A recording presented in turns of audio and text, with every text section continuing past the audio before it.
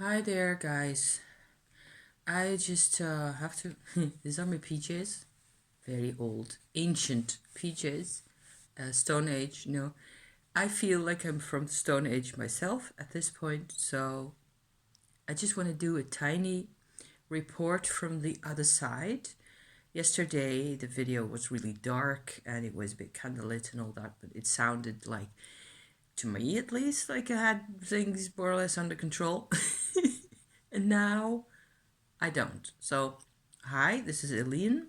It's Thursday, the 14th of January, and this is it's a shortish, probably, hopefully, little report of what the Tummo energy does when it actually hits an area that's full of toxins. So I slept really deeply. It was the night after the new moon. There was a lot of astrological stuff going on. My husband was going nuts over his whole ancestry, the soul retrieval adventure that he was having.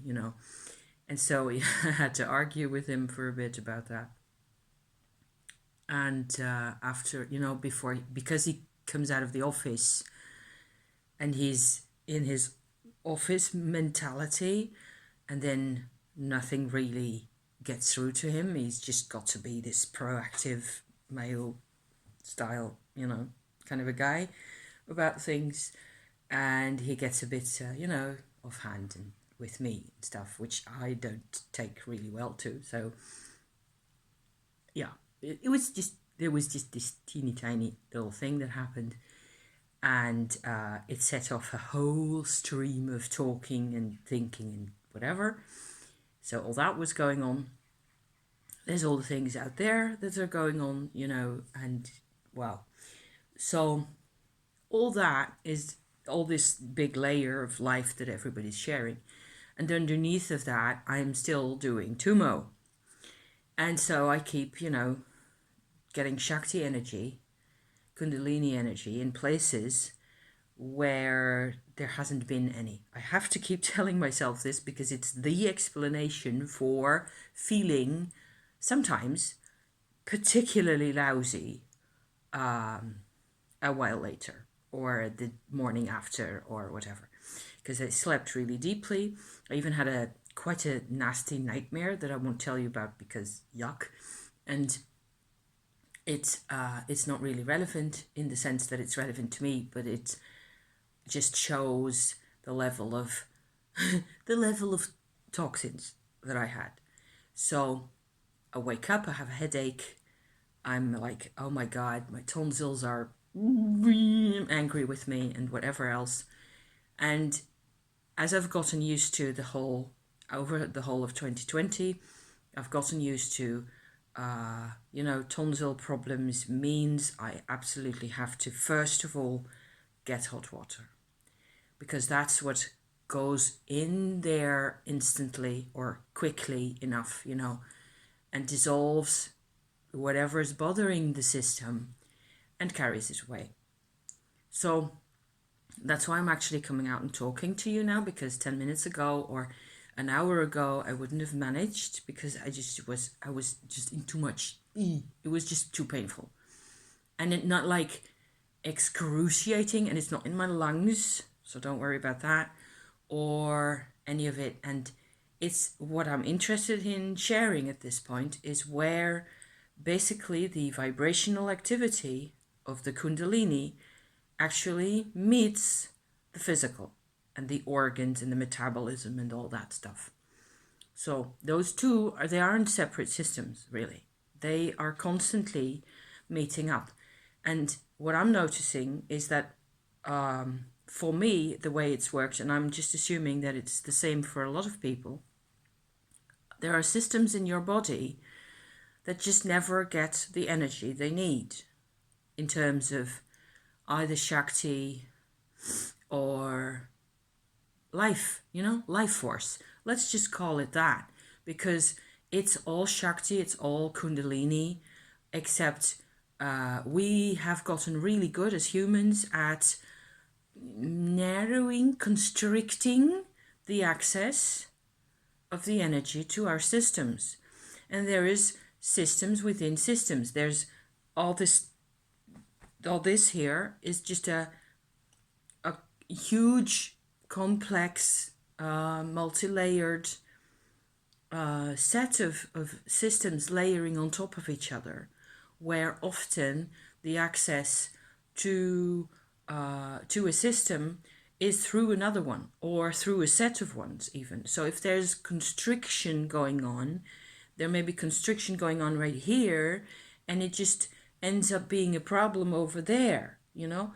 And that's what I'm finding out with my Tummo. So my Tummo, because I see I have new subscribers, so hi, welcome. Welcome to the weirdness, as I tend to say. Tummo is a Tibetan meditation technique that I encountered a few years ago and was interested in right away. I'd been interested in Kundalini yoga and chakras and all that stuff, just like many other people are, for years. To a certain extent, I grew up with it all because my mum was often talking about this. And Tummo just sounded like a very, very effective way of doing things. And it was also particularly hard to really get access to, to figure out exactly what it was that you were supposed to be doing. So I figured it out over all of 2020. In fact, in 2019, I did what I call Shakti energy work, which is like Shakti for dummies, basically. There's playlists on my channel about that, as well as about Tummo separately. So you can look that up if you're into that type of stuff. It's becoming more and more of an adventure as I proceed with my Tummo. Tummo means that you transform the Shakti energy that comes up into your body through your root chakra in areas that are suitable for that. The Shakti energy actually transforms itself. So you basically, all you are doing is sitting there where that's happening and being present, as much as possible with that process. It's a process that happens by itself in your body always anyway, because it's what keeps us alive. That's my theory. However, most of the time in our bodies, in our lives, what's happened, certainly if you are over 20-ish years of age, I think, there's more and more constriction happening, and more systems are struggling, basically, at some level or other. It may be your eyes, glasses, it may be your lungs, it may be another part of you, pains and aches and stuff, all that stuff. And we accept that as normal. We accept that, struggling is normal, which I personally think is a very bad idea, because I think life should be glorious and an adventure, and it should be amazing, and you should be happy. You and me, all of us, we should just be doing our thing, we should just be happy-go-lucky and adventurers and travelers and all that stuff. That's kind of my philosophy behind all this. And so I've been approaching this Tummo with starting in January last year, so a year ago now.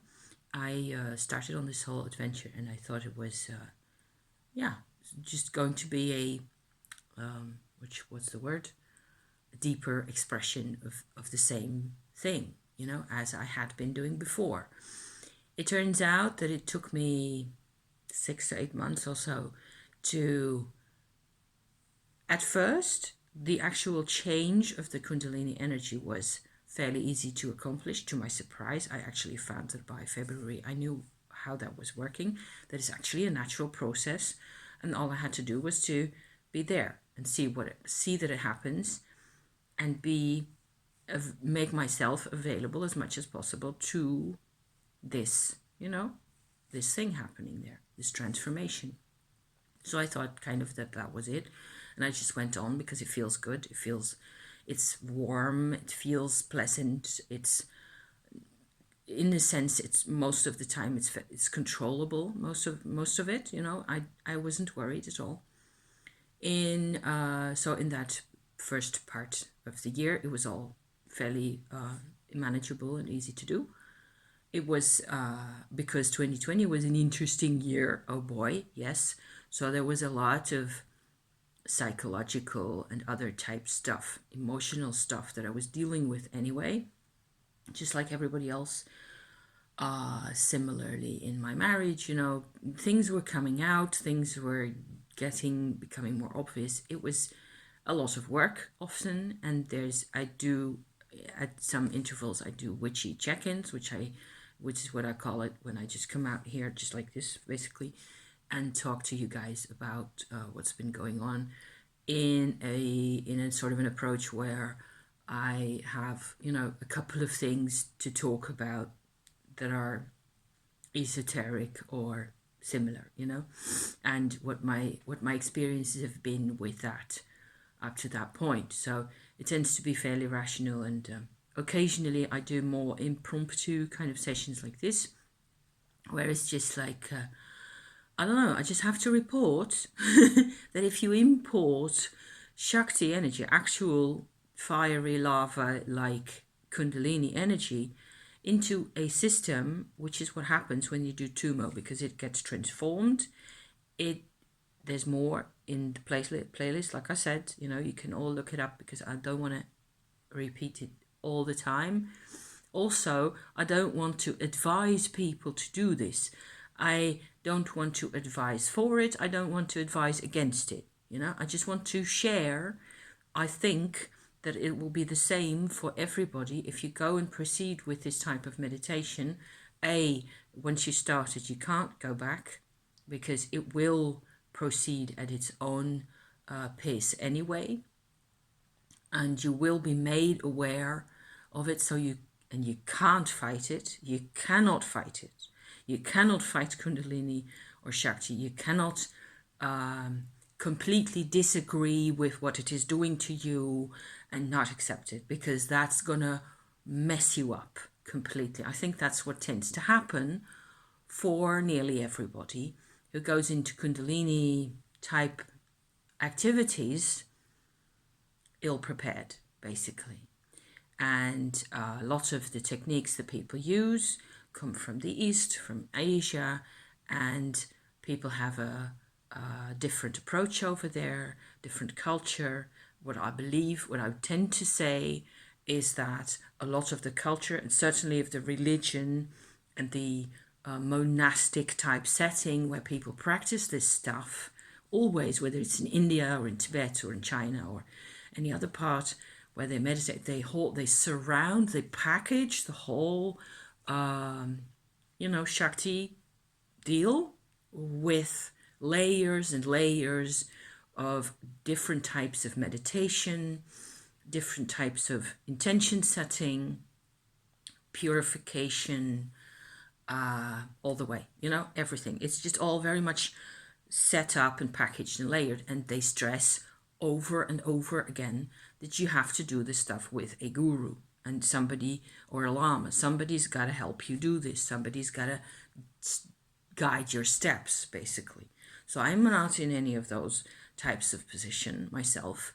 I just went ahead and did it. So because it's, my life, and it's what happened. So I'm finding that it's actually quite possible to do Tummo here in the Netherlands, where I am, without any of the packaging necessarily. Although I do make stuff for myself to keep me company and to keep me interested, I suppose, like making cards. Like I did a tantric oracle card set a month ago or so, that I still enjoy very much, and it's quite powerful stuff. But there are so many aspects to this whole process, and some of them just basically involve things that we know, or that I'm finding to be completely obvious now. Like, for example, when the Shakti gets into a set of, like this thymus area here, which is where I'm having my issues. So my issues are at the moment going from here to my neck at the back here, this whole area in here, the millstone, let's just call it the millstone, okay? Where the millstone hits me, there's there's a whole system. The thymus is supposed to control your meridians. I haven't even read any more than that. I just found that and I thought, oh yeah, that's quite applicable. I can see how that would apply, you know. But it's supposed to sit more or less at the front side of you here, is what I thought anyway. With the Shakti, you can go inside, all the way in to the backbone and everywhere, eventually. And before you do that, there's areas that are sort of numb and dull. And if you're getting more experience at this stuff, and you don't start here, you start down here at the bottom in the belly. All that was not a problem for me. It just got problematic in here first, and then, you know, proceeding upwards. It's just been getting, I've just been having phases where, ow, you know, ow, ow. So it turns out that this, where the thymus is in here, you know, it goes up a bit into the inside of me towards my backbone, and that whole area up to and including my backbone and in between the vertebrae and all there's toxins. And they've always been there, and I never noticed. Because it was dull and it was numb, you know? That's how that goes. Importing the Shakti just goes a brrrr, like a massive vibration massage in there, and it just releases all that stuff. And at the same time, it seems like my whole tonsil system, or lymphatic system, I should say, is engaged in this process as well.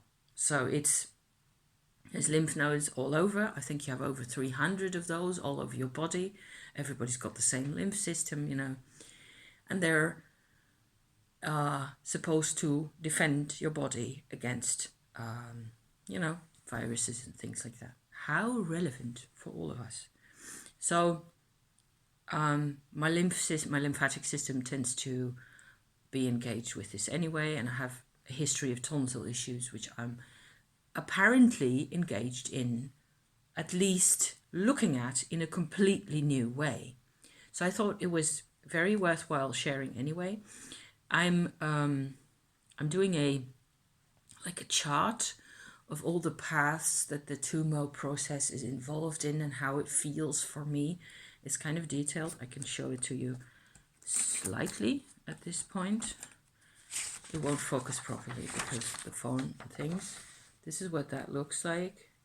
So that's what Tummo looks like. The orange, like shelf-like areas like that are Chinese Dantian centers. So they're like chakras, except that they are flat on their backs inside your body, and they are the places where the Kundalini actually transforms into something else.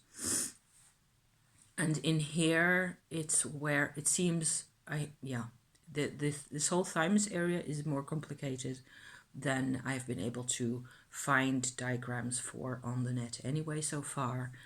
And it's interesting how it goes all the way into the spine, in between all the vertebrae, everywhere where there's nervous systems, right, which is everywhere. So yeah.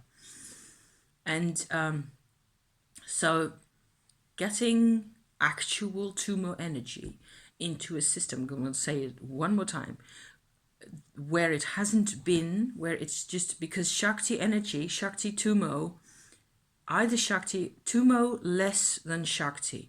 Shakti energy, Kundalini energy by itself tends to bypass any system in the body that is constricted or less welcoming to it. And that's what I'm trying to compensate for with my whole approach here. I'm trying to introduce the Shakti into those areas so that it actually gets involved and gives me more life, you know, gives that part of me, that organ or whatever it is, you know, sometimes it's my underbelly, sometimes it's my heart. It needs life. Everything in me needs life. Everything in my body needs and deserves life, as you know, as it's supposed to be. I want to restructure my life according to life instead of according to civilization, whatever that means, you know? I hope this makes any kind of sense to anybody out there. I know it makes sense to some people. So hi, welcome. Thank you so much for watching. Always this, you know, weirdness and stuff. I'm going into the bath now. I have to go into the bath because that tends to just sort of keep the juices flowing. Outside, it's very much January. It's like plus 0 degrees or something. It's very uninspiring weather. I will also go out at some point. I will maybe need to fork my husband out of the house as well because, you know, he needs his exercise. Those times, you guys. So, toxins. Toxins don't make you happy, okay? Drink hot water. You can add a slice of ginger or a slice of lemon to that if you'd like it better that way. I love to drink hot water any time of any day, you know. I drink several of those mugs, 3 or 4 of those big size mugs every day. And it always helps. It just dissolves the panicky pressure kind of a thing going on inside. And the whole chemistry and the metabolism actually takes care of solving my problem for me. It takes a bit of time. I just have to wait for it to happen. You can't make it happen. I did take an aspirin because yowks, you know. But that's all I can do really. Other than, you know, come out and talk about things. And am I 20 minutes? Oh God, I'm going into the bath. Thank you for being here. And, you know, it's a journey. How can I suppose there will be times where we'll be bouncing around again. And gosh, that first cup of coffee outside the house will just taste wonderful, won't it? In the sunshine with butterflies and bees and birds. Green. Yay. It's coming anyway, whether you want it now or not, it's coming. So thank you. See you soon. Okay. Thank you for watching. Bye.